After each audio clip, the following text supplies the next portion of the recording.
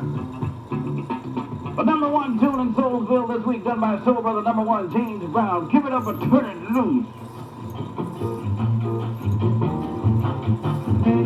Well, Vietnam time for the Gold program to come to an end. We'll be back tomorrow night at 8:05 telling you about the top 30 sounds from the AFDN Stateside Survey.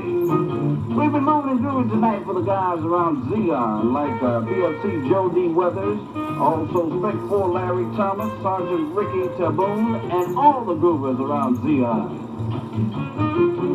Well, until next time, the wind may blow, you may even stub your toe, but PFC Hermanillo will always love you so. Until we return to burn, I must say, later. This is the American Forces Vietnam Network.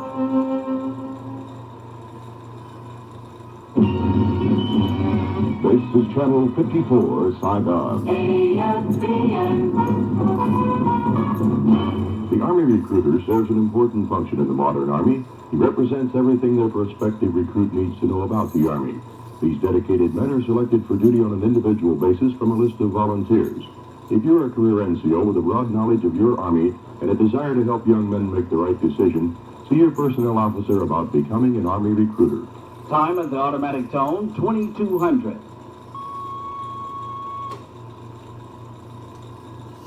To 6, the tone.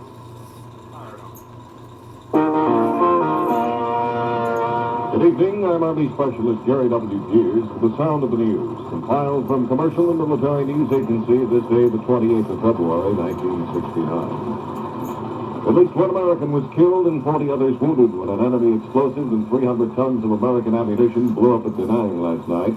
The U.S. command in Saigon says the cause of the explosion has not yet been determined. 2 Navy vessels were destroyed and others received moderate damage. Buildings and equipment in the area also took moderate destruction. An investigation is still underway. Across Vietnam last night, enemy forces shelled about 25 military bases in South Vietnamese cities. No reports of major ground battles today were received. So far in the 6-day-old post-10 offensive, more than 200 civilians have been killed, over 500 wounded, and nearly 22,000 are homeless. The fighting has cost the enemy about 6,000 men. It's estimated that almost 300 Americans and 500,000 have died in combat since last Sunday. U.S. Marines in Operation Huey Canyon uncovered one of the largest weapons and munition caches of the war yesterday, about 100 tons. U.S. spokesman said 90 tons of the war material were unused. 3 merchant ships were attacked by enemy gunners on the main shipping channel to Saigon yesterday, Navyman Laird Hull reports. We'll have that for you momentarily. U.S. military officials in Washington announced today that the number of American aircraft lost in combat last week was one of the lowest of the war. The weekly figures, which are released in Saigon, show only 1 fixed-wing aircraft, and 9 helicopters shot down by enemy forces. Last night's session of the Paris peace talks lasted about 5.5 hours, but nothing was accomplished. Henry Cabot Lodge told the communists that if they continue the offensive, they must accept responsibility for any U.S. reprisals. The Allies spent most of the time protesting the offensive. The communists spent the rest of it rejecting the protest. And everybody agreed to meet again next Thursday, and then they went home. And that's the latest concerning Vietnam, making news this hour. President Nixon left the sunshine of Rome today, bound for Paris on the chance to fresh anti-American demonstrations. Cheers that greeted Mr. Nixon as he placed a wreath on the tomb of Italy's unknown soldier today came as a follow-up to yesterday's disturbances. These were mainly staged by left-wing students.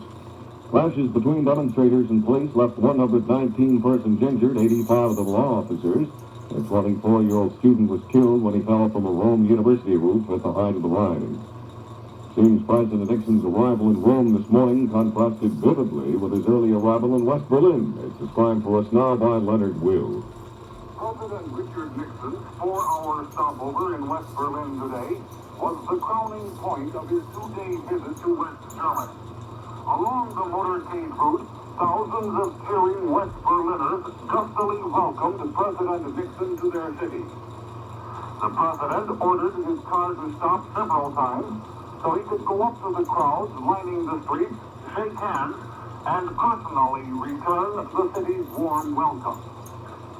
At the Charlottenburg Palace, President Nixon classically summed up, a wall can divide physically, but it cannot divide Berlin spiritually.